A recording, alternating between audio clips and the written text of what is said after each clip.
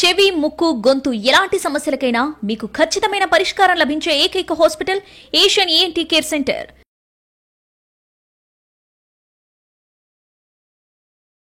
ఈ మధ్య కాలంలో అంటే మీరు ఒక చిన్న పేపర్ సబ్మిట్ చేసినట్టుగా ఒకటి పెట్టారు యాక్చువల్గా.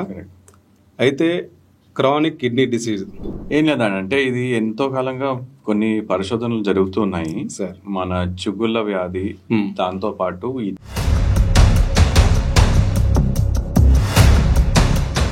చిగుళ్ళ జబ్బు నుంచి మనము క్రానిక్ కిడ్నీ డిసీజ్కి ఏంటి లింక్ అని చూసాము. అట్లాగే నోట్లో వచ్చే ప్రాబ్లమ్స్ ఇంకా బాడీలో ఉన్న ఏవైనా జబ్బుల్ని కనిపెట్టడానికి మనకు స్కోప్ ఇస్తాయా?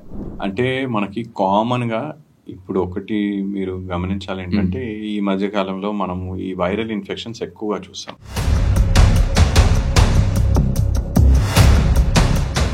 సార్, ఇప్పుడు యాక్చువల్గా అంటే నోట్లో చిగుళ్ళని దంతాలకు సంబంధించిన ఆరోగ్యాన్ని దెబ్బతీసే అలవాట్లు ఏంటి సార్? ఒకటి మనం చాలా కామన్ మిస్టేక్స్ ప్రతి ఒక్కరు బ్రష్ చేస్తారు కాబట్టి ఇంప్రాపర్ బ్రషింగ్.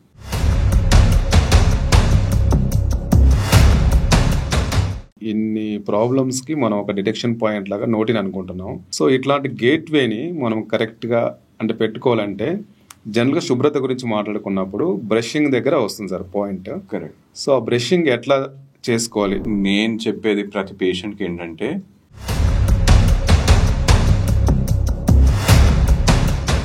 సార్ ఇంకోటి అంటే ఫైనల్గా మనకు అంటే నోట్లో చిగుళ్ళు కానీ దంతాలు కానీ బాగుండాలంటే ఎట్లాంటి ఫుడ్ తీసుకోవాలి? సో మనకి ఏంటంటే మనకి విటమిన్ సి, విటమిన్ డి ఉండేటువంటి ఫుడ్స్ మన చిగుళ్ళకి, మన దంతాలకి. అంటే ఇప్పుడు సార్ చిగుళ్ళ వ్యాధి అన్నారు మీరు, అంటే చిగుళ్ళ నుంచి రక్తం కారడమా, చిగుళ్ళ వాప, దేన్ని మనం క్రైటీరియాగా తీసుకుంటాం? చిగుళ్ళ వ్యాధిలో మనకు 4 స్టేజెస్ ఉంటాయి. Hello, welcome to 3TV. నా పేరు నాగరాజు. ఈరోజు మనతో పాటు స్టూడియోలో ఉన్నారు డాక్టర్ వికాస్ గౌడ్ గారు. డాక్టర్ గారు నమస్తే అండి. నమస్కారం అండి. డాక్టర్ గారు Gouds dental hospital managing director, dental surgeon, dental problems మీద చాలా కాలంగా పనిచేస్తున్నారు. అనేక కాన్ఫరెన్స్లో పాల్గొంటూ ఉంటారు డాక్టర్ గారు.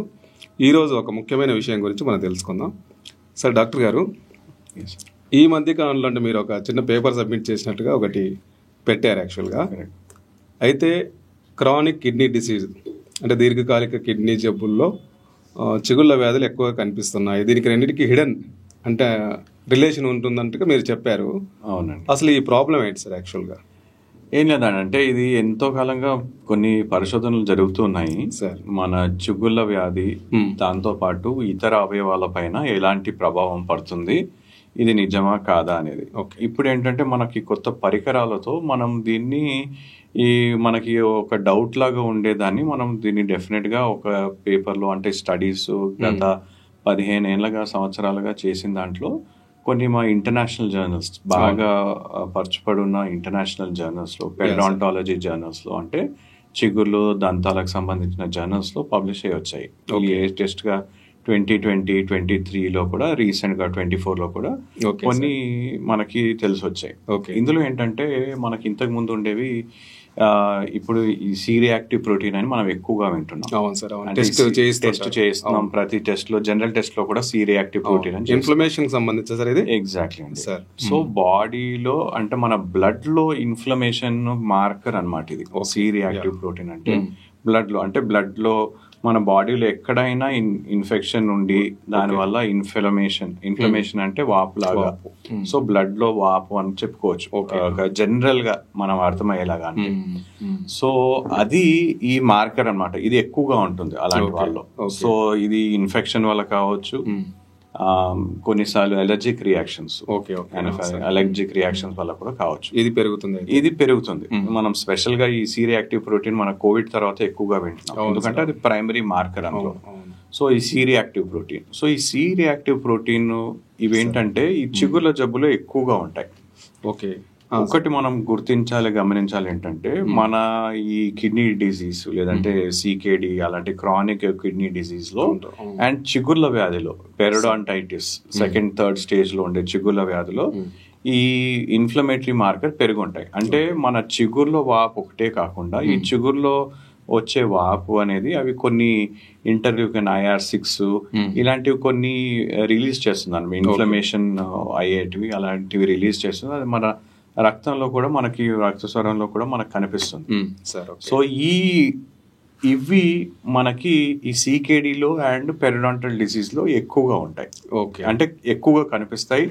ఆ బాడీలో ఇన్ఫ్లమేషన్ ఇన్ఫెక్షన్ అనేది ఎక్కువగా ఉంటుంది. ఓకే, సో బోత్ మన చిగురులో ఉండే ఇది ఎక్కువగా ఉన్నప్పుడు CKD ఆల్రెడీ కిడ్నీ డిసీజ్ లేదంటే కిడ్నీ వీక్ గా ఉన్నదనుకోండి, అలాంటి ఉన్న వాళ్ళలో ఇది ఇంకా తొందరగా కిడ్నీ డిసీజ్ వ్యాపించే అవకాశం ఎక్కువగా ఉంటుంది. అంటే కిడ్నీ డిసీజ్ అంటే మనకు నార్మల్ గా మనకి సెరమ్ క్రియాటినిన్ పెరిగిపోవడము, సెరమ్ యూరియా పెరిగిపోవడము ఇలాంటివి చూస్తూ ఉంటాం. సో అవి పెరిగే అవకాశం ఎక్కువగా ఉంటుంది. సో మన చిగుర్ల వల్ల వచ్చే ఈ ఇన్ఫ్లమేషన్ గానీ ఇన్ఫెక్షన్ గానీ మనకి కిడ్నీ వరకు ఇండైరెక్ట్ గా కిడ్నీని ఎఫెక్ట్ చేస్తుంది. ఓకే, సో డైరెక్ట్ గా కానీ ఇండైరెక్ట్ గా. డైరెక్ట్ గా ఏంటంటే సేమ్ మన చిగురులో కనిపించే బ్యాక్టీరియా, ఈ జింజివాలిస్ అనే బ్యాక్టీరియా, పారిఫలోమోనస్ జింజివాలిస్ ఇలాంటి బ్యాక్టీరియా కిడ్నీలో కూడా కనిపించడం ఒకటి. రెండోది ఈ ఇన్ఫెక్షన్ వల్ల వచ్చే ఇన్ఫ్లమేషన్ అనేది మన రక్తంలో ఉండే ఇన్ఫ్లమేషన్ అది కిడ్నీకి కూడా వ్యాపించి అది ఇంకా సివియర్ గా మారటం. ఓకే, సో ఇవి రెండు కూడా క్లోజ్ కనెక్షన్ అన్నమాట. ఓకే, అంటే ఇప్పుడు సార్ చిగుళ్ళ వ్యాధి అన్నారు మీరు, అంటే చిగుళ్ళ నుంచి రక్తం కారడమా, చిగుళ్ళ వాప, దేన్ని మనం క్రైటీరియా తీసుకుంటాం? సో చిగుళ్ళ వ్యాధిలో మనకు 4 స్టేజెస్ ఉంటాయి సార్. ఓకే, నంబర్ 1 అంటే బేసిక్ మనం సరిగ్గా బ్రష్ చేసుకోకుంటే చిగుళ్ళ నుండి ఫస్ట్ మొట్టమొదటి దశలో ఏంటంటే నోటి దుర్వాసన. ఓకే, అవును. రెండో దశలో ఏంటంటే మనకి చిగులో వాపు రావటం, చిగులో నుండి రక్తం కారటం. ఈ స్టేజ్ లో కూడా మనం బ్రషింగ్ చేసి కానీ అలా చేసి సార్ మనము దాన్ని తగ్గించవచ్చు. లేదంటే డెంటల్ సర్జన్ దగ్గరికి వెళ్ళినా కానీ కూడా మనం బేసిక్ క్లీనింగ్ చేసేసి చిగుళ్ళని మళ్ళీ మామూలు స్థితికి తీసుకురావచ్చు. ఓకే, మూడో దశలో ఏంటంటే ఇది చిగుర్లకే మాత్రం కాకుండా చిగురు లోపల ఉన్న ఎముక భాగానికి కూడా వ్యాపిస్తుంది. పంటి ఎముకకి పంటి చుట్టూ ఉండే ఎముక కూడా వ్యాపిస్తుంది. పంటి చుట్టూ ఎముక ఉండి దానిపైన చిగుళ్ళు ఉంటాయి. సో అక్కడికి వ్యాపించినప్పుడు దాన్ని పెరియోడాంటైటిస్ అంటాం. పెరియో అంటే చిగుర్లు, డాంటైటిస్ అంటే మనకి దాని లోపల ఉన్న ఎముక దంతాలు అన్నమాట. సో ఇది థర్డ్ స్టేజ్. సో ఇలాంటి దశలో ఉన్నప్పుడు పెరియోడాంటైటిస్ అని అంటాం. సో ఇది ఆల్మోస్ట్ ఇర్రివర్సిబుల్ అనుకోవచ్చు. ఓకే, ఇంకొకటి మనం చిగుల వ్యాధి కోసం మనం గుర్తించాల్సింది ఏంటంటే, ఒకసారి ఇలా పెరిడాంటైటిస్ చిగుల వ్యాధి వచ్చిందంటే అది ఆల్మోస్ట్ మనకు మధుమేహం లాంటిది. దాన్ని మనం సరిగ్గా మెయింటైన్ చేయడమే కానీ మనం 100% దాన్ని ఎలిమినేట్ చేయలేం. సో ఎంత బాగా మనం క్లీన్ చేసేసి ప్రొఫెషనల్ గా క్లీన్ చేసి లేజర్స్ అవన్నీ చేసినా కూడా మనం దాన్ని కంటిన్యూస్ గా మెయింటైన్ చేస్తుండాలి. అది ఎక్కువగా రాకుండా సరిగ్గా బ్రషింగ్, క్లీనింగ్, హైజీన్ బాగా మెయింటైన్ చేస్తూ ఉండాలి. ఎవ్రీ 6 months కి డెంటల్ సర్జన్ చూపించుకోవడం ఇలాంటివి. ఓకే, సో ఇవేంటంటే ఒకటి నేను ఇందాక చెప్పినట్టుగా సరిగ్గా బ్రష్ చేసుకోకపోవడం, గార కట్టడం దీనివల్ల. రెండోది ఈ స్మోకింగ్, పాన్, గుట్కా లేదంటే ఫుడ్, ఈ స్నాక్స్ అలాంటివి ఎక్కువ తీసుకొని నిర్లక్ష్యం చేసే వాళ్ళు మనకు కనిపిస్తుంది. ఓకే, సో ఇవన్నిటికీ ఇన్ఫ్లమేటరీ రియాక్షన్ రావటం, దానివల్ల మన kidney disease. Okay, kidney disease is one of the thing of the many other things. So kidney disease ఒకటే కాదు, అది మన హార్ట్ పైన కూడా ప్రభావం చూపించవచ్చు అండ్ ఇతర అవయవాల పైన కూడా మనకు ప్రభావం అనేది చూపించవచ్చు. తెలుస్తుంది సార్. సార్ మీరు ఇందాక కిడ్నీ అంటే మామూలుగా చిగుళ్ళ జబ్బు ఉన్న వాళ్ళు ఒకవేళ కిడ్నీ సమస్యలు ఉన్నాయో అని చెక్ చేసుకోవచ్చు అని ఒక సైడ్ నుంచి చెప్పారు. ఆల్రెడీ కిడ్నీ జబ్బులు ఉన్న వాళ్ళు కూడా ఈ చిగుళ్ళ సమస్యలు వస్తాయంటారా? కరెక్ట్ అండి. అంటే మనకి ఆల్రెడీ కిడ్నీ జబ్బులు ఉన్నాయనుకోండి, అలాంటప్పుడు ఇన్ఫ్లమేటరీ రియాక్షన్ వల్ల కూడా, అండ్ ఒకటే కాకుండా మన రక్తంలో యూరియా బాగా పెరిగిపోతుంది. ఓకే, అలాంటప్పుడు కూడా మన చిగురులో మన దీంతో పాటు కిడ్నీ జబ్బులు ఇంకోటి ఏంటంటే మన రోగ నిరోధక శక్తి, ఇమ్యూనిటీ కూడా బాగా తగ్గిపోతుంది. Okay okay. సో దీని వల్ల కూడా మనకు చిగురులో జబ్బు అనేది పెరిగే అవకాశం ఎక్కువ ఉంటుంది. యూరిక్ యాసిడ్ పెరిగిపోవడం, యూరియా అనేటి ఆ ఫ్యాక్టర్స్ పెరిగిపోవడం వల్ల కూడా మనకు పెరిడాంటైటిస్ వచ్చే అవకాశం ఎక్కువగా ఉంటుంది. అండ్ ఈ కిడ్నీ జబ్బు ఉన్న వాళ్ళకి, యూరియా పెరిగిపోయిన వాళ్ళకి కూడా నోటి నుండి ఒక టైపు దుర్వాసన కూడా మనకు తెలుస్తుంది. Okay okay. మూడోది ఏంటంటే వీళ్ళకి యూరియా పెరిగిపోవడం వల్ల కూడా, ఈ సాల్ట్స్ అనేవి పెరిగిపోవడం వల్ల కూడా గార కట్టడం అనేది ఎక్కువగా చూస్తుంటాం ఈ కిడ్నీ డిసీజ్ ఉన్న వాళ్ళు. సో దానివల్ల ఈ చిగుల జబ్బు అంటే ఈ పెరిడాంటైటిస్ అయ్యే అవకాశం కూడా ఎక్కువగా ఉంటుంది. ఓకే. సో బోత్ వేస్, అంటే చిగుల జబ్బు వల్ల మనకి కిడ్నీ డిసీజ్ పెరిగే అవకాశం ఉంటుంది, అలాగే ఆల్రెడీ కిడ్నీ డిసీజ్ ఉన్న వాళ్ళలో, క్రానిక్ సీకేడి ఉన్న వాళ్ళలో మనకి చిగుళ్ళు కూడా దెబ్బతినే అవకాశం ఉంటుంది. ఓకే. ఒకవేళ దీన్ని ప్రివెంట్ చేయాలనుకుంటే ఏం చేయాలి సార్? ఒకవేళ ఏజ్ ప్రకారం ఏమన్నా మనం ప్రివెంట్ చేయాలంటే నంబర్ 1 మనకు చిగుళ్ళ జబ్బు మనం ప్రివెంట్ చేయాలంటే ఒకటి సరైన పద్ధతిలో బ్రష్ చేసుకోవడం, స్పెషల్గా నైట్ టైం బ్రష్ చేసుకోవడం. నైట్ టైం ఏంటంటే మనం తినే ఆహార పదార్థాలు కానీ ఏమన్నా కానీ పళ్ళ మధ్య ఇరుక్కొని అవి కుళ్ళి కొన్ని రసాయనాలు ఉత్పత్తి చేస్తాయి. ఈ రసాయనాలు మన చిగుళ్ళని పళ్ళని దెబ్బతీస్తూ ఉంటాయి. సో మనము ఒకవేళ ఆ టైంలో అంటే ఇరుక్కున్న ఆహార పదార్థాన్ని క్లీన్ చేసుకున్నట్టయితే వాటికి ఈ రసాయన ఉత్పత్తి చేసే అవకాశం ఉండదు. అలాంటప్పుడు మనం దాన్ని ప్రివెంట్ చేయొచ్చు. రెండోది బ్రషింగ్తో పాటు ఫ్లాసింగ్ చేసుకోవటం. అంటే మనం బ్రషింగ్తో ఏంటంటే పళ్ళ మధ్య ఇరుక్కున్న ఆహార పదార్థాలను మనం పూర్తిగా తొలగించలేం. సో అలాంటప్పుడు సన్నటి దారంలాగా దొరుకుతుంది, దాన్ని మనం ఫ్లాస్ అని అంటాం, ఈ డెంటల్ ఫ్లాస్ అని అంటాం. ఈ డెంటల్ ఫ్లాస్తో మనం క్లీన్ చేసుకున్నట్టయితే మనం దాన్ని టోటల్గా అంటే ఆహారాన్ని కానీ లేదంటే పళ్ళ మధ్య ఇరుక్కున్న బ్యాక్టీరియా ఇన్ఫెక్షన్, ఈ ప్లాక్ అని అంటాము, దాన్ని తొలగించుకోవడానికి వీలుంటుంది. మూడోది ఆరోగ్యమైన ఆహారం తీసుకోవడం, నీళ్ళు బాగా తాగటం మధ్యలో, అంటే డేలో మొత్తం మనము మధ్యలో ఇనఫ్ వాటర్ హైడ్రేషన్ ఉండటం. అలాగే మనం సరైన ఆహారం అంటే బ్యాలెన్స్ డైట్, అంటే రా ఫ్రూట్స్ వెజిటేబుల్స్ ఉండేటివి ఎక్కువగా తీసుకున్నట్టయితే these are self cleansing agents అనమాట. Vitamin D, vitamin B complex, vitamin C ఉండే అటువంటి ఆహారమే కానీ లేదంటే కొంతమందికి తక్కువగా ఉన్నట్టయితే ఆ సప్లిమెంట్స్ తీసుకోవడం, ఇలాంటివి మనము జాగ్రత్తలు పడి మనం తీసుకున్నట్టయితే మనకి ఈ చిగుళ్ళ జబ్బుని మనం 90% తగ్గించవచ్చు. Last but not the least, ప్రతి 6 నెలలకో సంవత్సరానికో ఎలాంటి జబ్బు లేకున్నా కానీ కూడా, ఎలాంటి లక్షణాలు లేకున్నా కానీ కూడా డెంటల్ సర్జన్ మీరు కలిసినట్టయితే మొదటి దశలోనే ఏమన్నా ఉన్నట్టయితే వాటిని గుర్తించి వాటికి తగ్గట్టుగా చికిత్స చేస్తారు. సో ఇలాంటి కొన్ని జాగ్రత్తలు తీసుకున్నట్టయితే మనకి చిగుళ్ళ జబ్బు రాకుండా మనం చూసుకోవచ్చు. ఇందులో 1 more ఫ్యాక్టర్ ఏంటంటే ఆల్కహాల్. సో ఆల్కహాల్ తీసుకునే వాళ్ళు బోత్ చిగుళ్ళు కూడా దెబ్బతింటాయి, అలాగే మనకి వైను, వీరు, ఈ విస్కీస్ తీసుకునే వాళ్ళు కిడ్నీస్ కూడా దెబ్బతినే అవకాశం ఉంటుంది. సరే, ఇంకొకటి, ఒకవేళ ఇప్పుడు చిగుళ్ళ నుంచి కొంత ఏమన్నా బ్యాడ్ దుర్వాసన రావడము ఇట్లాంటివి ఉన్నప్పుడు వీళ్ళు ఈ టెస్ట్ ఏమైనా చేయించుకోవాలంటారా? సి రియాక్టివ్ ప్రోటీన్ ఏమైనా టెస్ట్ చేయించుకోవడం? నోటి దుర్వాసనకి మనము వెంటనే సి రియాక్టివ్ ప్రోటీన్ అక్కర్లేదు. డెంటల్ సర్జన్ ని కలిసినట్టయితే ఫస్ట్ మొట్టమొదటిగా బేసిక్ క్లీనింగ్స్, కొన్నిసార్లు ఏంటంటే చిగుళ్ళ వాపు వల్లడమే కాకుండా నోట్లో చిన్న చిన్న క్యావిటీస్ ఉంటాయి. Okay sir. సో అందులో కూడా ఆహారం ఇరుక్కుంటాయి.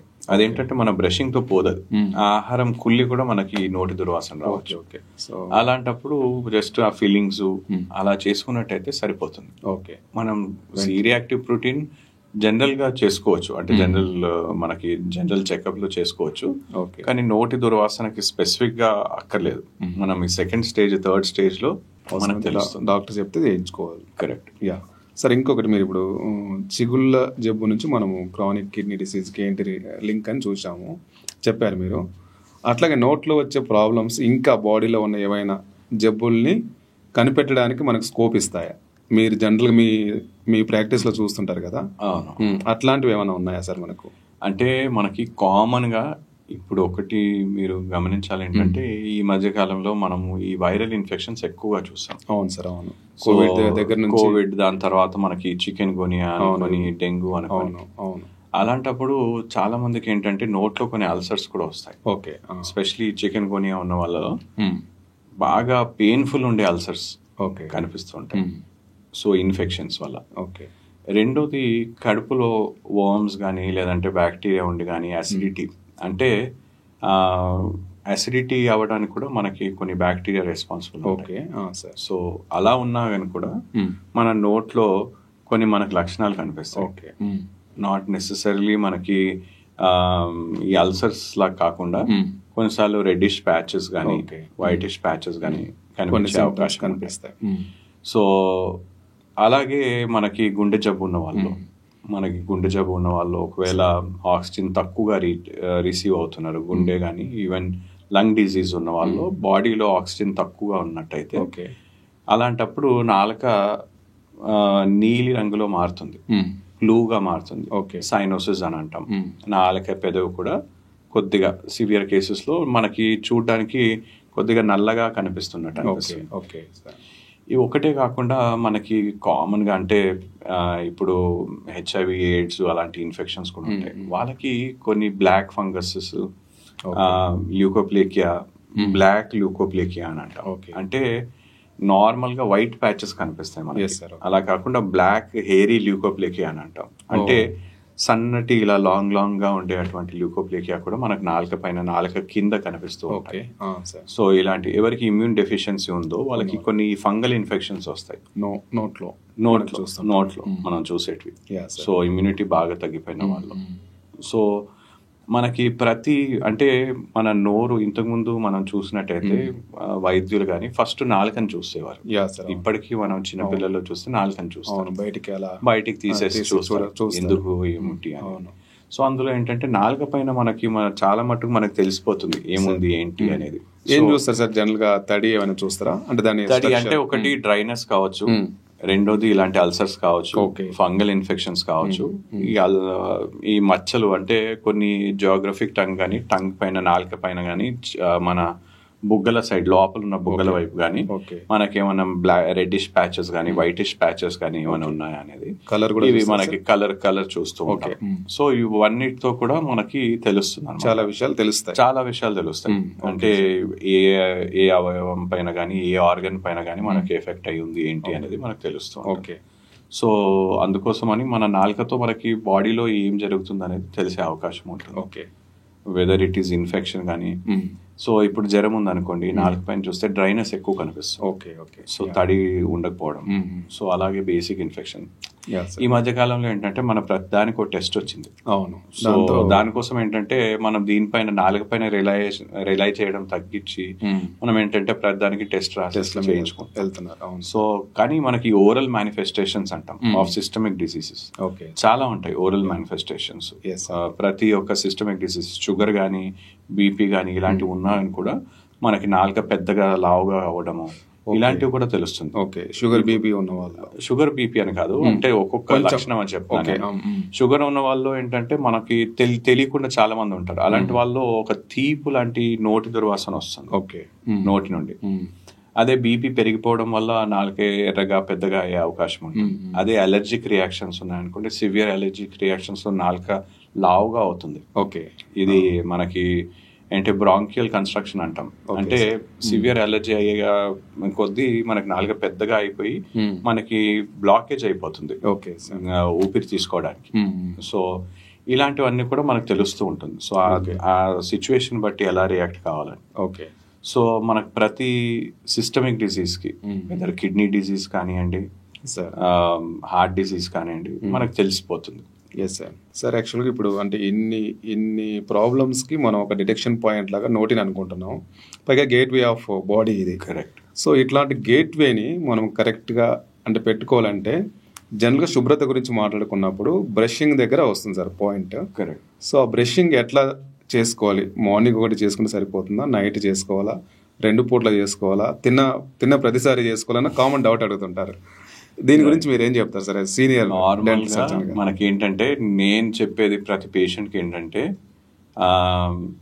పడుకునే ముందు మెయిన్, ఎందుకంటే మనం తినే ఆహారం మొత్తం అప్పటి వరకు ఆహారం అలాగే ఉంటుంది కాబట్టి పడుకునే ముందు, తిన్న తర్వాత పడుకునే ముందు బ్రష్ చేసుకోవడం చాలా ముఖ్యం. నంబర్ 1. నైట్ బ్రష్ చేసుకుంటే మార్నింగ్ కూడా బ్రష్ చేసుకోవడం అలాగే ఇంపార్టెంట్. ఎందుకంటే మన సలైవరీ ఫ్లో తగ్గిపోతుంది. బ్రష్ చేసుకుని పొద్దున్న లేచిన తర్వాత కూడా మన కొంతమందికి నోటి దుర్వాసన లాగా అలా ప్లాక్ అనేది ఫామ్ అవుతుంది. ఒక 6 to 8 hours లో నోట్లో ఎలాంటి యాక్టివిటీ లేదు, నీళ్ళు కూడా తీసుకోం కాబట్టి ఒక బ్యాక్టీరియల్ ఫిల్మ్ ఫామ్ అయ్యే అవకాశం ఉంటుంది. బ్యాక్టీరియల్ ఫిల్మ్ ఫామ్ అవుతుంది. సో దాన్ని తీయడానికి కోసం మనం మార్నింగ్ బ్రష్ చేసుకోవడం, కానీ నైట్ బ్రష్ చేసుకోవడం చాలా ఇంపార్టెంట్. రెండోది, ఒకవేళ నైట్ సరిగ్గా బ్రష్ చేసుకున్నట్టయితే ఉదయం జస్ట్ వాష్ చేసుకొని తిన్న తర్వాత, బ్రేక్ఫాస్ట్ చేసిన తర్వాత బ్రష్ చేసుకున్నట్టయితే మనకి దాని ఎఫెక్ట్ ఇంకా లాంగ్ గా ఉంటుంది. ఏంటంటే మనం బ్రష్ చేసుకుంటుంటే మనం వెంటనే పోయి టీ కాఫీ తీసుకోవడం, దాని తర్వాత మళ్ళీ బ్రేక్ఫాస్ట్ చేయడం, సో ఏంటంటే మళ్ళీ ఆ ప్రాసెస్ స్టార్ట్ అయిపోతుంది. ఎక్కడ ఫుడ్ ఇరుక్కోవటము, మళ్ళీ దానివల్ల ఏమైనా కుళ్ళిపోవటం కానీ అలాంటి డ్యామేజ్ అయ్యాయి. ఒకవేళ మనం బ్రేక్ఫాస్ట్ చేసిన తర్వాత మనం బ్రష్ చేస్తే మనకి అట్లీస్ట్ మినిమం ఒక 12 hours ప్రొటెక్షన్ ఉంటుంది. ఓకే, అంటే 9-10 మనం చేస్తే నైట్ 10 వరకు మనకి ఆ ప్రొటెక్షన్ ఉంటుంది అనమాట, మనం చేసిన బ్రషింగ్ చేసిన ప్రొటెక్షన్. సో ఈ 2 times బ్రష్ చేసుకోవడం important. Night time floss, night time brushing తో పాటు ఫ్లాస్ చేసుకోవాలి, పళ్ళ మధ్యలో క్లీన్ చేసుకోవడం. థర్డ్ది, తిన్నప్పుడల్లా బ్రష్ చేయాల్సిన అవసరం లేదు. తిన్నప్పుడల్లా మనం బాగా పుక్కిలిస్తే, తినే ఆహారం పూర్తిగా పోయేటట్టు పుక్కిలిస్తే సరిపోతుంది. పైగా మార్నింగ్ అంతా యాక్టివ్గా ఉంటాము, నీళ్ళు తీసుకుంటాము, అవన్నీ ఉంటాయి కాబట్టి మనము పుక్కిలిచ్చినట్టయితే సరిపోతుంది. ఓకే. థర్డ్ ఏంటంటే బ్రషింగ్ లో ఇంకో ఇంపార్టెంట్, నాలుకను క్లీన్ చేసుకోవటం. ఓకే. బ్రష్ తో కానీ లేదంటే టంగ్ క్లీనర్ తో కానీ క్లీన్ చేసుకున్నట్టయితే నాలుక పైన ఉన్న ఆ సర్ఫేస్ లేయర్ ని మనము, డెడ్ సెల్స్ ఉంటాయి, దాంతో పాటు బ్యాక్టీరియల్ సెల్స్ ప్లాక్ లేయర్ కూడా ఒకటి ఉంటుంది, దాన్ని మనం తొలగించవచ్చు. ఓకే.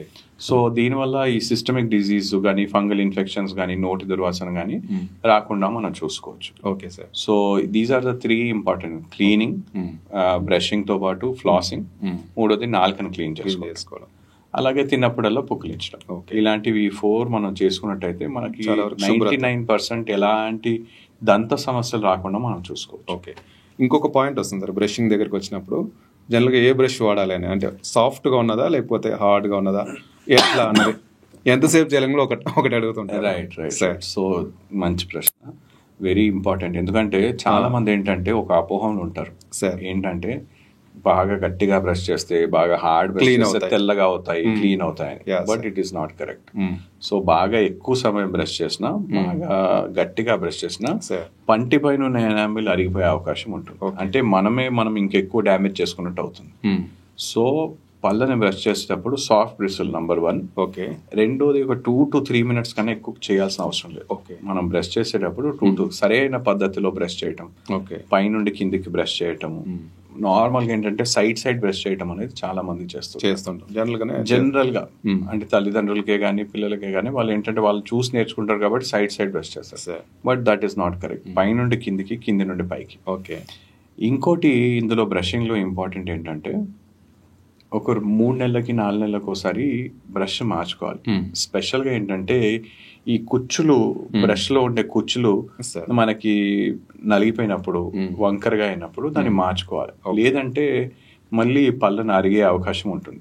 ఏంటంటే కుచ్చుల ఫ్రంట్ సర్ఫేస్ కాకుండా సైడ్స్ మనకి బ్రష్ అవుతుంటాయి. సో దానివల్ల మన పన్ను అరిగిపోయే అవకాశం ఉంటుంది. శుభ్రత కూడా ఉండదు. సో వెంటనే 3 to 4 months ఒకసారి ఈ కుచ్చులు వంకరగా అయినప్పుడు అప్పుడు మార్చేస్తుండాలి. ఇవి మనం చాలా మంది మేము చూస్తుంటాము, పేషెంట్స్ ని అడుగుతాము, మీ ఇంట్లో ఉన్న బ్రష్ తీసుకురమ్మని. అలా చూస్తే అవి ఏంటంటే ఆ కుచ్చులు స్ట్రైట్ గా ఉండవు, అవి మాదేదో నమలేసినట్టు గజిబిజిగా ఉండి నమలేసినట్టు ఉంటాయి. సో అది మనం ఏంటంటే బ్రష్ అనేది కూడా ఒక లైఫ్ అనేది ఉంటుంది. దాన్ని ఎవ్రీ 3 నెలల నుండి 4 నెలలకు ఒకసారి మార్చుకుంటుండాలి. That is very important. So ఇవి మనకి ఇంపార్టెంట్. ఇవి చేసినట్టయితే మనకి బ్రషింగ్ కరెక్ట్ గా చేసినట్టు తెలుస్తుంది. ఎనామిల్ కూడా ఎలాంటి డ్యామేజ్ కాకుండా సాఫ్ట్ బ్రిస్టిల్ బ్రష్. ఈ బ్రష్ తో పాటు పేస్ట్ దగ్గర చాలా మందికి ఒక డౌట్ ఉంటుంది సార్, అంటే ఏ పేస్ట్ వాడాలి అనేది. పేస్ట్ లో ఏమైనా ఉంటుందా సార్, పర్టికులర్ పేస్ట్ వాడాలని? సో మీ పేస్ట్ లో ఉప్పు ఉందా అని కూడా అడుగుతుంటారు. కరెక్ట్. సో ఒకటి ఏంటంటే పేస్ట్ లో మనం బ్రషింగ్ టెక్నిక్ చాలా important. So paste is only 5% difference వస్తుంది అంతే. అంటే ఏ పేస్ట్ కి ఆ పేస్ట్ కి less than 5% డిఫరెన్స్ ఉంటుంది. సో 95-99% ఏంటంటే మనం ఇలా బ్రష్ చేస్తామని. ఇందులో ఒకటి ఇంపార్టెంట్ ఏంటంటే మనం శుభ్రత కోసం ఈ ఫోమింగ్ టూత్ పేస్ట్ వాడడం ఇంపార్టెంట్.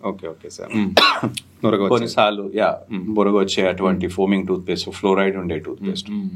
కొంతమంది ఏంటంటే పెద్దవాళ్ళు ఈ డీసెన్సిటైజేషన్ టూత్ పేస్ట్ వాడుతుంటారు. వాళ్ళకి సెన్సిటివిటీ ఉంది కాబట్టి డాక్టర్ ఇచ్చారు. మీకు సెన్సిటివిటీ లేనప్పుడు కూడా మీరు వాడితే అది కరెక్ట్ కాదు. సో డాక్టర్ ఏంటంటే సెన్సిటివిటీ ఆల్రెడీ పళ్ళు జూమని లాగుతున్నాయి అని దానికోసం సెన్సిటివిటీ టూత్ పేస్ట్ రికమెండ్ చేస్తారు. కానీ పిల్లలకు కానీ వేరే వాళ్ళకి అది సూట్ కాదు, అంటే శుభ్రత కోసం పనికిరాదు. So desensitization tooth paste is only for desensitization. నేను డీసెన్సిటైజేషన్ టూత్ పేస్ట్ చేసే వాళ్ళకి కూడా నేను సజెస్ట్ చేసేది ఏంటంటే మీకు డీసెన్సిటైజేషన్ టూత్ పేస్ట్ ఉంది, దాంతోపాటు మీరు ఒక ఫోమింగ్ కానీ క్లీనింగ్ టూత్ పేస్ట్ కూడా వాడండి. అంటే మార్నింగ్ ఇది డీసెన్సిటైజేషన్ వాడితే నైట్ ఫోమింగ్ టూత్ పేస్ట్ వాడండి. సో దాంతో ఏంటంటే ఈ డీసెన్సిటైజేషన్తో పాటు అంటే సెన్సిటివిటీ తగ్గియడంతో పాటు మన పంటి శుభ్రత కోసం కూడా పనికొస్తుంది. ఓకే. సో మనము డీసెన్సిటైజేషన్ టూత్ పేస్ట్ ఒక్కటే ప్యూర్ గా క్లీన్ చేయడానికి పనికిరాదు. ఓకే. ఇంకొకటి చెప్తుంటారు సార్, ఇప్పుడు ఆయుర్వేదం దాంట్లో అంటే ఈ పేస్ట్ లో లవంగం, వేప ఈ గుణాలు ఉన్నాయని చెప్పి చేస్తుంటారు. ఏమైనా పెద్ద యూజ్ ఉంటుందా సార్ వీటి వల్ల? అంటే లవంగం అంటే కొన్ని చిగుళ్ళ వాపు తగ్గడానికి ఈ నీమ్ ఉంటుంది. ఇవన్నీ కూడా ఏంటంటే ఆయుర్వేదంలో కాకుండా ఈవెన్ అలోపతిక్ లో కూడా మనం చూసినట్లయితే దే హ్యావ్ ప్రాపర్టీస్. మీకు యాంటీ ఇన్ఫ్లమేటరీ ప్రాపర్టీస్. అంటే మీ బాడీలో కానీ మీ చిగుళ్ళ వాపు అలాంటి ఉన్నట్టయితే, ఇన్ఫ్లమేషన్ ఉన్నట్టయితే దాన్ని తగ్గించే ప్రాపర్టీస్. ఓకే. సో దానికి పనికొస్తుంది. రెండోది ఈ మధ్యలో చూసిన చాలా మటుకు ఉండే ఈ ఆయుర్వేదిక్ టూత్ పేస్ట్ లో చూసినట్టయితే గరుకు పదార్థాలు ఎక్కువగా ఉన్నాయి. అంటే మనము ఫింగర్ తో కానీ నాలుగుతో మనం ఫీల్ చేయలేము టోటల్ గా. కానీ ఏంటంటే మైక్రోస్కోప్ లో చూసినట్టయితే మనకి టూత్ పేస్ట్ లో ఉండే పార్టికల్ సైజ్ కన్నా ఎక్కువగా ఉన్నాయి, ఎస్పెషలీ ఆయుర్వేదిక్. దీంతో కూడా మనకి ఈ చిగుర్లో అంటే ఈ టూత్ పౌడర్స్ అనుకోండి, మంజన్స్ అనుకోండి, వీటిలో గరుకు పదార్థాలు ఎక్కువగా ఉంటాయి. దానివల్ల కూడా ఈ పన్ను అరిగిపోయే అవకాశం ఎక్కువగా ఉంటుంది. సో అది కూడా మనము జాగ్రత్త చూసుకోవాలి. అయితే మరి కొద్దిమంది పొడులు అండ్ పుల్లలు వాడుతుంటారు సార్, వేప పుల్ల లాంటివి, అంటే వాడొచ్చా? అంటే వేప పుల్లలు ఏంటంటే ఎగ్జాక్ట్లీ ఒక టైంలో మనకి బ్రషెస్ లేని టైంలో ఆ వేప పుల్లలు వాడేవారు. రెండోది ఏంటంటే ఈ వేప పుల్లల్లో ఏంటంటే దాంట్లో ఉండే ఈ anti inflammatory properties, ayurvedic antiseptic properties వల్ల దానికి కొద్దిగా మెడికల్ ఇది కూడా ఉండేది, గుణాలు ఉంటాయి. సో దానివల్ల మనకి చిగుల వాపు తగ్గిపోవటము, క్లీన్ గా శుభ్రపడత, బ్యాక్టీరియాని చంపేయటము ఇలాంటివి చూసేవాళ్ళు. Antiseptic and anti inflammatory properties. కానీ వేప పుల్ల ఏంటంటే దానివల్ల పళ్ళు అరిగిపోవటము, పళ్ళ మధ్యలో చిగులో అవి ఆ కుచ్చులు అనేవి అలాగే ఉండిపోవటము. సో ఇప్పటికీ కొన్నిసార్లు అంటే పెద్దవాళ్ళు మా దగ్గరకు వస్తుంటాం, మేము వేప పుల్లతో చేస్తున్నాం, పళ్ళు గట్టిగా ఉన్నాయి, కానీ చూస్తే ఏంటంటే పళ్ళు పూర్తిగా అరిగిపోయాయి. ఓకే. సో వాళ్ళు ఎంతో కాలంగా వాడుతున్నారు, పళ్ళు చెప్పినట్టు గట్టిగానే ఉన్నాయి కానీ బాగా అరిగిపోయాయి. అండ్ దానివల్ల సెన్సిటివిటీతో మా దగ్గరకు వస్తుంటారు, పళ్ళు విరిగిపోవడం వల్ల మా దగ్గరకు వస్తుంటారు. సో మనకి బ్రషెస్ ఇవన్నీ అవైలబుల్ ఉన్నాయి కాబట్టి వేప పుల్ల కరెక్ట్ కాదు. ఓకే. రెండోది మనం ఈ మంజన్స్, బొగ్గు ఇవి కూడా కొంతమంది వాడుతూ ఉంటారు. నేను ఇందాక చెప్పినట్టుగా ఈ గరుకు పదార్థాలు ఎక్కువగా ఉండడం వల్ల ఈ బాగా పళ్ళు కానీ చిగులు కానీ అరిగిపోతుంటాయి. సో దానివల్ల కూడా మనం అవి అవాయిడ్ చేయాలి. ఓకే. జనరల్గా ఈ బ్రషింగ్ దగ్గర చాలా మంది ఒక చిన్న ఇబ్బంది ఫేస్ చేస్తుంటారు సార్, చిగుల్లో బ్లడ్ వస్తుంటుంది, అది జస్ట్ కాసేపే వచ్చి పోతుంది. ఇది కంగారు పడాల్సిన విషయమా, అసలు కంగారు పడాల్సిన అవసరం లేదా, ఎప్పుడు పడాల్సి? దీనికి నార్మల్గా బ్రషింగ్ చేసేటప్పుడు చిగురులో నుండి రక్తం వస్తుందంటే డెఫినెట్ గా డెంటల్ సర్జన్ కలవాలి. ఏంటంటే చిగురులో వాపు ఉండటంతోనే మనకు చిగురులో నుండి రక్తం రావటం అనేది చూస్తుంటాం. రెండోది, ఒకవేళ మీరు సరైన పద్ధతిలో బ్రష్ చేస్తలేరు, అంటే స్పై నుండి కిందికి గట్టిగా రాస్తున్నారు, అలాంటప్పుడు కూడా ఇలా చిగురులో నుండి రక్తం వచ్చే అవకాశం ఉంటుంది. మూడోది, ఒకవేళ మీ బ్రష్ కుచ్చులు బాగా హార్డ్ గా ఉన్నాయి, సాఫ్ట్ గానీ మీడియం కానీ లేకుండా బాగా హార్డ్ కుచ్చులతో ఉండే హార్డ్ బ్రషెస్ అంటాం, అలాంటి కుచ్చులతో ఉండి మీ చిగురులో వాపు ఉన్నా లేకున్నా కూడా కొన్నిసార్లు వచ్చే అవకాశం. ఏ విధంగా మనకి చిగురులో రక్తం వచ్చినా అని కూడా తినేటప్పుడు కానీ బ్రషింగ్ చేసేటప్పుడు కానీ డెంటల్ సర్జన్ సంప్రదిస్తే మనం ఫస్ట్ స్టేజ్ లోనే మనం దాన్ని అరికట్టే అవకాశం ఉంటుంది. సో వెరీ ఇంపార్టెంట్, ఇది ఒక వెరీ ఇంపార్టెంట్ లక్షణం. మనం ఏంటంటే మనం బ్లడ్ వస్తుందంటే వెంటనే దంత వైద్యం సంప్రదిస్తే బెస్ట్. సార్, ఇప్పుడు యాక్చువల్గా అంటే నోట్లో చిగుళ్ళని దంతాలకు సంబంధించిన ఆరోగ్యాన్ని దెబ్బతీసే అలవాట్లు ఏంటి సార్? మనం మీరు రెగ్యులర్గా ప్రాక్టీస్లో చూసే పొద్దు నుంచి నైట్ వరకు తీసుకుంటే ఏ అలవాట్లు దెబ్బతీస్తుంటాయి? ఇప్పుడు కాఫీ, టీలు కానీ, స్మోక్ ఇట్లాంటివి. ఒకటి, మనం చాలా కామన్ మిస్టేక్స్ ప్రతి ఒక్కరు బ్రష్ చేస్తారు కాబట్టి ఇంప్రాపర్ బ్రషింగ్. ఇందాక మనం డిస్కస్ చేసినట్టుగా హార్డ్ బ్రషింగ్ కానీ ఇంప్రాపర్ బ్రషింగ్ టెక్నిక్ వాడినా కానీ కూడా దెబ్బతింటాయి. టూత్ పౌడర్స్, బాగా గరుగ్గల పదార్థాలు. రెండోది, మనం ఈ మధ్యకాలంలో మాకు చూసేది ఏంటంటే ఈ స్ట్రెస్ వల్ల కొన్ని అలవాట్లకు గురవుతున్నారు. స్ట్రెస్ వల్ల బ్రక్సిజం అని అంటాం. అంటే తెలుసో తెలియకుండా చాలా మంది ఏంటంటే పళ్ళని కొరుక్కడం గానీ నూరటం గానీ చేస్తుంటారు. నైట్ పడుకున్నప్పుడు చేస్తారు. కొన్నిసార్లు పని చేసేటప్పుడు స్ట్రెస్ చేస్తా మనం వాళ్ళ సిస్టమ్ పైన ఉంటారు, వాళ్ళకి తెలియదు. కానీ వాళ్ళ మ్యాసెటర్ ఇలా టైట్ గా అవుతూ ఉంటుంది. కొంతమందికి మీరు జస్ట్ వీడియో గానీ వాళ్ళు పని చేసేటప్పుడు చూసినట్టయితే వాళ్ళకి ఇక్కడ ఒక మసిల్ ఉంటుంది మ్యాసెటర్, ఇది అది గట్టిగా కొరకడం తీయటం అని ఫ్లేర్ అవుతూ ఉంటుంది. సో అది మనకి క్లియర్ గా కనిపిస్తుంది స్ట్రెస్ లో ఉన్నాం. సో దాని వల్ల ఏంటంటే వాళ్ళకు గట్టిగా కొరకడం గానీ నూరటం గానీ చూస్తూ ఉంటాం. దీనివల్ల పళ్ళు అరిగిపోవడమే కాకుండా పళ్ళు ఫ్రాక్చర్ అయ్యే అవకాశం, చిట్లి మనకి ఫ్రాక్చర్ అయ్యే అవకాశం కూడా ఉంటుంది. సో వర్టికల్ ఫ్రాక్చర్ అయినట్టే మనం ఆ పన్నుకి రూట్ కెనాల్ చేయడం కానీ ఇంకా కొన్నిసార్లు బాగా లోపల వరకు అయితే పన్ను తీసేయటం ఇవి చేస్తూ ఉంటాం. రెండోది మనం కొన్ని ఫుడ్ హ్యాబిట్స్ లో మనం చూసినట్టయితే బాగా అసిడిక్ ఫుడ్ ఎక్కువగా తీసుకోవటం. అంటే ఏంటి సార్ అని చెప్పాల్సి వస్తే ఒకవేళ రైట్. సో అసిడిక్ ఫుడ్ అంటే నార్మల్ పులుపు ఒకటే. అంటే మనం స్టార్టింగ్ సివియర్ అసిడిటీ అంటే సివియర్ అసిడిక్ ఫుడ్ అంటే ఆల్కహాల్ స్టార్ట్ అయ్యి మనకి ఈవెన్ కోలాస్, మనకి cool drinks which has soda ఉండే కూల్ డ్రింక్స్, అవి ఏంటంటే వాటి ఇప్పుడు మీరు కూల్ డ్రింక్స్ లో బేసికలీ ఏముంటుంది, అందులో కార్బన్ డైఆక్సైడ్ నింపుతారు. సో అది బేసికలీ కార్బాక్సిలిక్ యాసిడ్. దాని pH మనకి నోట్లో ఉండాల్సిన pH 7.4, అంటే ఆల్కలైన్ pH ఉండాలి. సో కానీ దాని లోపల ఉండేది రసాయనాలతో పాటు ఉండడం వల్ల అది 3.4 వరకు పోతుంది యాసిడిక్. సో అది మీరు ఏదైనా చెట్టు పైన కానీ దేనిపైన, ఈవెన్ గ్లాస్ పైన కొద్దిసేపు వేస్తే గ్లాస్ కి ఎచ్చింగ్ అనేది కనిపిస్తుంది.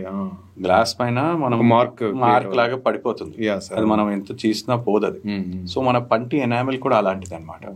సో దానిపైన మీరు జస్ట్ మీరు ఈ కూల్ డ్రింక్, ఎలాంటి కూల్ డ్రింక్ కూడా తీసుకున్న తర్వాత నాలుకతో పళ్ళ పైన ఇలా రాసినట్టయితే రఫ్నెస్ తెలుస్తుంది వెంటనే.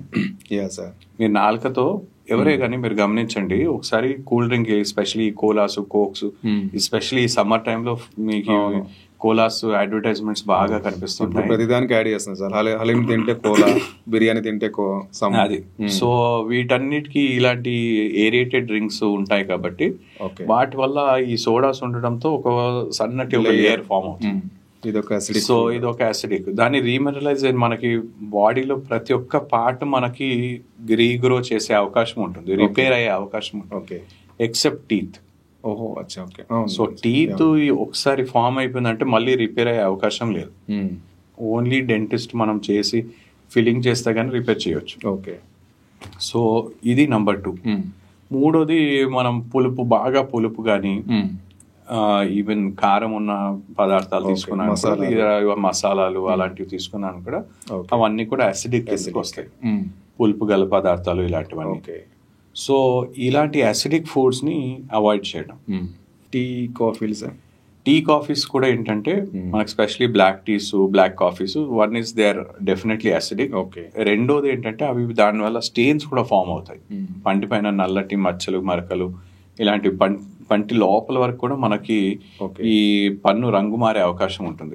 Especially black coffees, black teas ఎక్కువగా తీసుకున్నట్టయితే దీని ఒక స్టెయిన్ అనేది పంటి లోపల వరకు పోతుంది, పంటి లోపల వరకు వ్యాపిస్తుంది. సో అలాంటప్పుడు మన పళ్ళు డిస్కలర్ అయ్యే అవకాశం ఉంటుంది. సో దాన్ని కూడా మనం క్లీన్ గా, దానివల్ల కూడా ఇది మనకు అసిడిటీ ఒకటే కాకుండా ఈ రంగు మారే అవకాశం కూడా ఉంటుంది. మూడోది ఏంటంటే మోస్ట్ కామన్ కాజ్ ఈ పొగాకు, ఎలాంటి ఫామ్ అయినా పొగాకుతో, అంటే ఈవెన్ స్మోకింగ్ చేసినా కూడా పళ్ళ పైన ఉన్న మచ్చల్లాగా ఫామ్ అవుతాయి, చిగుళ్ళ వ్యాధి వస్తుంది. ఎందుకంటే ఈ స్మోక్ స్టెయిన్స్ ఒకటే కాకుండా ఈ బాగా వేడిగా ఉండే పొగ తాకడం వల్ల కూడా చిగుర్లో వాపు వస్తుంది. మూడోది మనకి పొగాకు తినటం. పొగాకు అంటే చూవబుల్ ఫామ్ ఆఫ్ టొబాకో, తంబాకు అనుకోండి, గుట్కా అనుకోండి, మావా, గుట్కా, ఇవన్నీ కూడా ఈ తంబాకు నమలటం. మన దేశంలో హైయెస్ట్ ఓరల్ క్యాన్సర్ ఉండేది ఇది ఒక్కటే కారణం, పొగాకు. అంటే ఉన్న అన్ని క్యాన్సర్స్ లో ఆల్మోస్ట్ 30% ఈజ్ బికాస్ ఆఫ్ ఈ chewable form of tobacco. So దాన్ని మనం చాలా ఇంపార్టెంట్. మన దాన్ని అంటే గవర్నమెంట్ ఎలాంటి రీఫార్మ్స్ అంటే ఎలాంటి అడ్వర్టైజ్మెంట్ రాకుండా ఇలాంటి యాడ్స్ చేసినా కూడా ఓకే వాళ్ళ ఏంటంటే పొగాకు మ్యానుఫ్యాక్చరింగ్ ఉండేంత వరకు మనకి మ్యానుఫ్యాక్చరింగ్ చేసి మనకి ఈ గుట్కాలు ఉండడం వల్ల మనకి జబ్బు అనేది డెఫినెట్ గా పెరుగుతుంది అండ్ బాగా పిల్లల్లో అంటే యూత్ లో బాగా కనిపిస్తుంది. ఓకే ఓకే సో ఇది చాలా డేంజరస్, ఎస్పెషలీ పొగాకు. ఓకే సో దాని వల్ల కూడా మనకి చిగుర్లో అండ్ అలాగే మనకి వేరే క్యాన్సర్ కూడా మారే అవకాశం ఉంది. ఓకే సార్, ఇంకోటి అంటే ఫైనల్గా మనకు అంటే నోట్లో చిగుళ్ళు కానీ దంతాలు కానీ బాగుండాలంటే ఎట్లాంటి ఫుడ్ తీసుకోవాలి? ఇది జనరల్గా అందరూ అంటుంటారు, అందరూ అడిగేది కూడా ఏ ఫుడ్ మంచిది అని.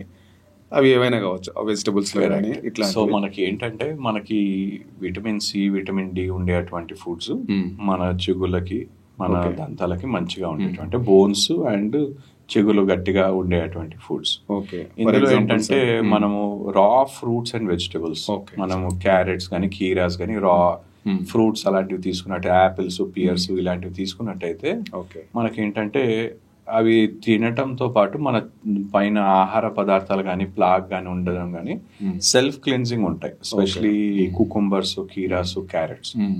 సో సెల్ఫ్ క్లెన్జింగ్ తో పాటు మన చిగుళ్ళని కూడా మసాజ్ చేస్తూ ఉంటాయి. Okay sir. So these are very good externally మన శుభ్రత కోసం. ఓకే. రెండోది మనకి గ్రీన్ లీఫీ వెజిటబుల్స్ అంటే పాలకూర, ఆకుకూరలు ఇలాంటివి ఎక్కువగా తీసుకోవడంతో దాంట్లో ఉన్న విటమిన్స్ అవన్నీ కూడా ఎక్కువగా ఉంటాయి. ఓకే. సో అవి కూడా మన ఎముకలకే కానీ మన చిగుర్లకే కానీ బాగా పనికొస్తాయి. Third, citrus fruits. Okay. So citrus fruits తో ఏంటంటే మనకి ఆరెంజెస్ ఇలాంటివి తీసుకున్నట్టయితే, గ్రేప్స్, ఆరెంజెస్, ఆ సిట్రస్ ఉండటంతో విటమిన్ సి అనేది ఎక్కువగా ఉంటుంది. ఓకే. సో మన చిగుర్లు గట్టిగా ఉండటానికి మనకు పనికొస్తుంది. సో మనం ఇందులో ఫుడ్స్లో ఇంకోటి మనం డిస్కస్ చేయాల్సింది మంచిగా ఆరోగ్యంగా ఉండేది. రెండోది ఏంటంటే అవాయిడ్ చేయాల్సినటువంటి ఫుడ్స్. ఓకే. సో అవాయిడ్ చేయాల్సినటువంటి ఫుడ్స్ అంటే ప్రాసెస్డ్ ఫుడ్స్ ఎక్కువగా, అంటే బేకరీ ఐటమ్స్, స్వీట్స్, ఈ ఐస్ క్రీమ్స్, స్వీట్స్ ఇలాంటివి. ఈ తీపి పదార్థాలు ఎక్కువగా ఉండడం వల్ల మన పైన ఒక లేయర్ ఫామ్ అయ్యే అవకాశం ఎక్కువగా ఉంటుంది. బ్యాక్టీరియా కూడా ఒక సబ్స్ట్రేట్ ఉంటుంది అనమాట.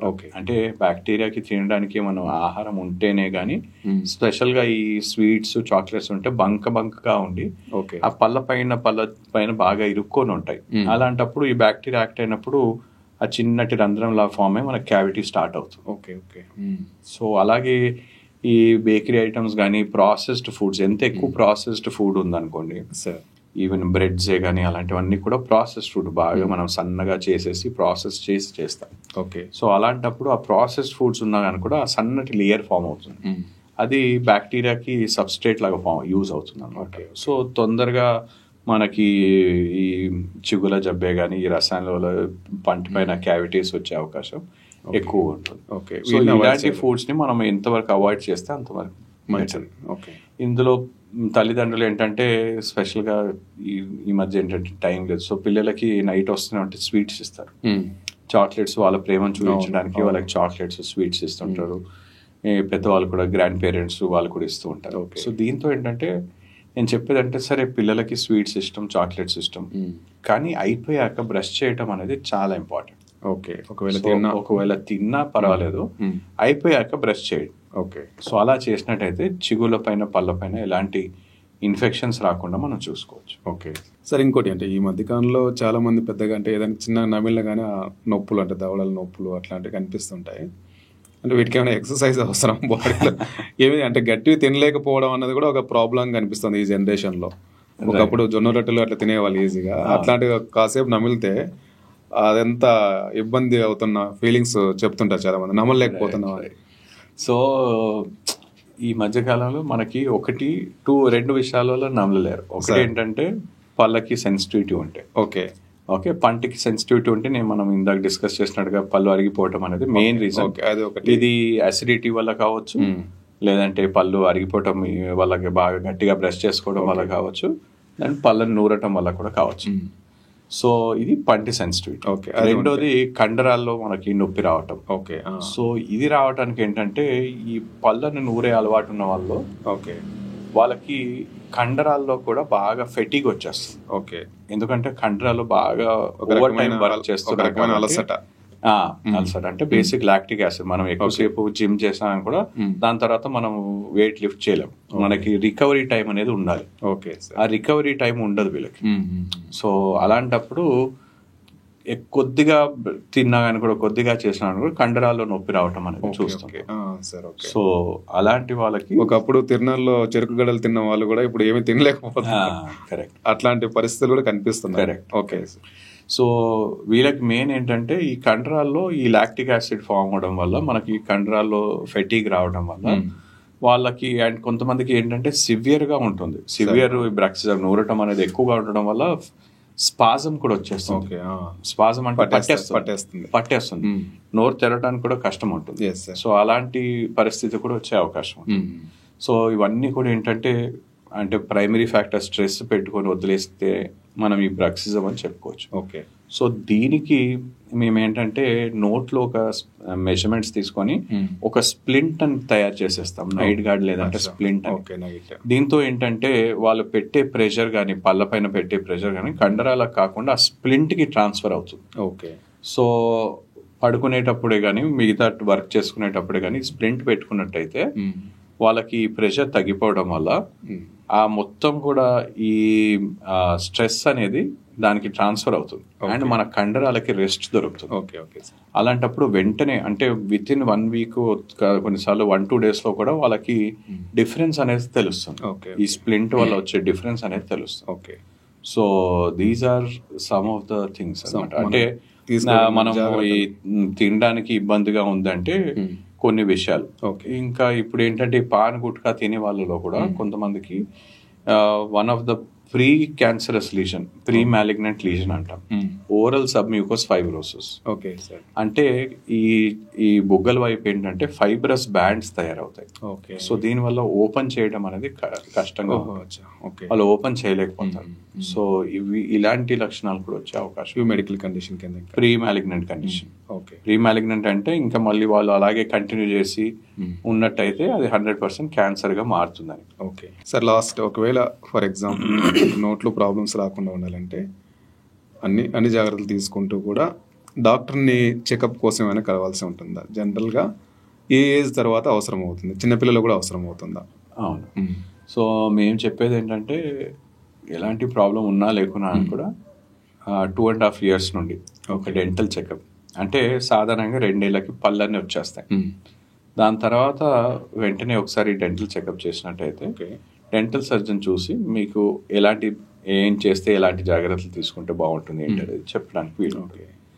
రెండోది ఒక మైల్ స్టోన్ ఏంటంటే 6.5 years. ఇప్పుడు ఏంటంటే పాల పళ్ళు ఊడిపోయి పర్మనెంట్ పళ్ళు వస్తుంటాయి. సో కొన్నిసార్లు ఏంటంటే కొన్ని పాల పళ్ళకి డీకే రావడం వల్ల, ఊడిపోయే టైంలో పుచ్చిపోవడం వల్ల, అవి ఊడిపోయే టైంలో ఊడకుండా అలాగే నిలువుగా ఉండటం, లేదంటే టైం కంటే ముందే ఊడిపోవడం, ఇలా అయినా కూడా పళ్ళు ఎగుడు దిగుడు వచ్చే అవకాశం ఉంటుంది. లేదంటే స్పేస్ లేకపోవడం, లోపలే ఉండిపోయే అవకాశం. So 6.5 years second mile stone. Okay. చాలా మంది పాల పళ్ళే కదా అవి ఎలాగో పోతాయి కదా అని వదిలేస్తుంటారు. ఇది మంచిదేనా సార్? అదే మెయిన్ వాళ్ళు చేసే పొరపాటు ఏంటంటే వాళ్ళకి తెలియకుండా ఏంటంటే పాలపళ్ళు కదా, ఇప్పటికి వచ్చి అంటారు డాక్టర్ గారు ఈ పాలపళ్ళు కదా ఊడిపోతాయి, వీటికి ఎందుకు చేస్తాము అని. ఏంటంటే 6 ఏళ్ల నుండి మనకి పర్మనెంట్ పళ్ళు రావడం అనేది మొదలవుతుంది. అండ్ 12 ఏళ్ళ వరకు మనకి పర్మనెంట్ పళ్ళు వస్తాయి. సో మనకి 6-7 ఏళ్ళలో మనం ఒక దంతం, పాల పన్ను ఉండే దంతం దానికి డీకే వచ్చినట్టయితే, దాన్ని మనం నిర్లక్ష్యం చేసినట్టయితే లోపల ఉన్న శాశ్వత దంతానికి కూడా అది వ్యాపించే అవకాశం ఉంటుంది. అంటే రావటమే శాశ్వత దంతం పైన నల్లటి మచ్చతో వస్తుంది. రెండోది ఈ పాల పనులో ఇన్ఫెక్షన్ ఉండి మనం సమయం కంటే ముందే ఊడిపోయింది అనుకోండి, అయితే వచ్చే శాశ్వత దంతానికి పక్క పళ్ళు ఆ చోటుకు వచ్చేస్తాయి. అలాంటప్పుడు శాశ్వత దంతానికి స్పేస్ లేకపోవడం వల్ల అది లోపలే ఉండిపోతుంది. మూడోది ఏంటంటే ఒకవేళ పాల పన్ను కదా దానికి ఎందుకు ట్రీట్మెంట్ అని తీసేస్తాం. అలాంటప్పుడు కూడా ఈ పక్క పళ్ళు దగ్గరకు వచ్చేసి ఆ స్పేస్ క్లోజ్ చేసేస్తాం. సో ఏ విషయం వల్ల ఉన్నా అని కూడా మనం పాల పన్నుని మనం నిర్లక్ష్యం చేయకుండా దానికి ట్రీట్మెంట్ చేసుకో. ఒకవేళ అంటే ఇంకా మిగతా ఏజ్ లో వాళ్ళు ఎట్లా తర్వాత 6 years తర్వాత మనకి 6 years లో ఏంటంటే ఈ పాలపళ్ళు శాశ్వత దంతాన్ని రావటమే కాకుండా growth prediction. Okay. Growth prediction అంటే కొంతమందికి ఎత్తుగా వచ్చే పళ్ళు, అది హెరిడిటరీ వల్ల కావచ్చు, రెండోది కొన్ని అలవాట్ల వల్ల కూడా కావచ్చు. Okay sir. అలవాట్లు అంటే కొంతమంది పిల్లలకి నోట్లో వేలు పెట్టుకునే అలవాటు ఉంటుంది, అలాగే కొంతమందికి నాలుకతో పన్నుని ముందుకు తోయటం, లేదంటే నాలుకని సపరేయటం, ఇలాంటి అలవాట్లు ఉంటాయి. కొంతమందికి నేజల్ మౌత్ బ్రీదింగ్ ఉంటుంది, అంటే అది it can be because of nasal blockage, ఏంటి ప్రాబ్లమ్స్ వల్ల కావచ్చు, లేదంటే అలవాటు వల్ల కూడా కావచ్చు. సో ఏ ప్రాబ్లం వల్ల ఉన్నా కూడా మనకి పళ్ళు ఎగుడు దిగుడుగా రావటం, లేదంటే ఎత్తుగా రావటం, పళ్ళ మధ్య సందులు రావటం, వీటిని మనం ముందే ప్రిడిక్ట్ చేయొచ్చు ఈ 6 to 7 years ఏజ్ లో. దానికి తగ్గట్టుగా ఇంటర్సెప్టివ్ ఆర్థోడాంటిక్స్ అనేది మనం మొదలు పెట్టవచ్చు ఆ సమయం. సో 3వ మైల్ స్టోన్ ఏంటంటే 12 ఏళ్ల సంవత్సరాలు అన్ని పాల పళ్ళు ఊడిపోయి శాశ్వత దంతాలు వచ్చేస్తుంటాయి. సో ఎక్సెప్ట్ మన విజ్డమ్ టీత్ అవి తప్ప మిగతా అన్ని వచ్చేస్తుంటాయి. సో అప్పుడు ఇంకో మైల్ స్టోన్ అనమాట. సో అప్పుడు అవన్నీ పళ్ళు ఎలా వచ్చాయి ఏంటి అని చూడటానికి మనకి ఒక డెంటల్ సర్జన్, అది ఒక ఇంపార్టెంట్ మైల్ స్టోన్. అంటే నేను చెప్పేది అంటే ప్రతి 6 నెలలకు సంవత్సరానికి ఒకసారి చేస్తుండాలి, కానీ ఇది ఒక మైల్ స్టోన్. సో 6 ఏళ్ళకు ఒక మైల్ స్టోన్, 12 ఏళ్ళకు ఒకటి. నెక్స్ట్ మైల్ స్టోన్ అంటే 12 ఏళ్ళలో అంటే మనకి అన్ని శాశ్వతంతాలు వచ్చాయా లేవా, ఆరోగ్యంగా ఉన్నాయా లేవా, అది కూడా కరెక్ట్ అలైన్మెంట్ లో ఉన్నాయా లేవా, ఎలాగైనా బైట్ ప్రాబ్లమ్స్ ఉన్నాయా. సో ఇలాంటివన్నీ కూడా మనం 12 to 13 years ఏజ్ లో మనకు తెలుస్తుంది, చెక్ చేసుకుంటాం. 3rd మైల్ స్టోన్ మనకి అరౌండ్ 18-19 years. సో ఈ ఏజ్ లో ఏంటంటే వాళ్ళు ఇండిపెండెంట్ గా అయిపోయి ఉంటారు, వాళ్ళు ఎలాంటి బ్రష్ చేస్తున్నారు, మనం మిగతా అన్ని చేయటంతో పాటు జ్ఞానదంతాలు ఎలా వస్తున్నాయి. అండ్ దాంతో పాటు ఏంటంటే ఈ టైంలో ఏంటంటే పిల్లలు వాళ్ళ హార్మోన్స్ కూడా బాగా ఎక్కువగా ఉంటాయి. దాంతో పాటు వాళ్ళు ఎలా డీల్ చేస్తున్నారు, మన చిగుర్లోనే కానీ పళ్ళని కానీ శుభ్రపడతా బాగానే ఉన్నాయా లేవా, ఎలాంటి అలవాట్లకు గురవుతున్నారా, ఇవన్నిటిని మనం గుర్తించడానికి వీలుంటుంది. సో 18 years అనేది నెక్స్ట్ మైల్ స్టోన్ మనకి చూడడానికి, సో చెకప్ చేయడానికి. దాని తర్వాత ఎనీవే మనకి ఏంటంటే 30-35 years తర్వాత as per lot of dental research and studies, even మన ఇండియాలో చూసినట్టయితే ఆల్మోస్ట్ 70 to 80% వాళ్ళలో చిగుళ్ళ జబ్బు ఉంటుంది, ఏదో కొత్త విధంగా చిగుళ్ళ జబ్బు అనేది ఉంటుంది. సో ఇది ఎలాంటి ఏ స్టేజ్ లో ఉంది, ఎలా ఉంది ఏంటి అని గుర్తించడానికి కూడా ఈ 30-35 years ఒక ఇంపార్టెంట్ మైల్ స్టోన్. సో ఇలా నేను అనేది ఏంటంటే ఎవ్రీ 6 years ఒక మైల్ స్టోన్ ఉంటుంది. కరెక్ట్ గా చూసుకున్నట్టయితే ఎవ్రీ 6 years కి ఒక మైల్ స్టోన్ ఉంటుంది. వాళ్ళని చూసుకోవడము, ఎలా పళ్ళని చూసుకోవడము, అంటే పంటి శుభ్రత ఒకటే కాకుండా మనకి వాళ్ళకి కొన్ని పళ్ళు వస్తున్నాయి, అరిగిపోతున్నాయా, ఇలాంటి అలవాట్లు ఉన్నాయి ఏంటి.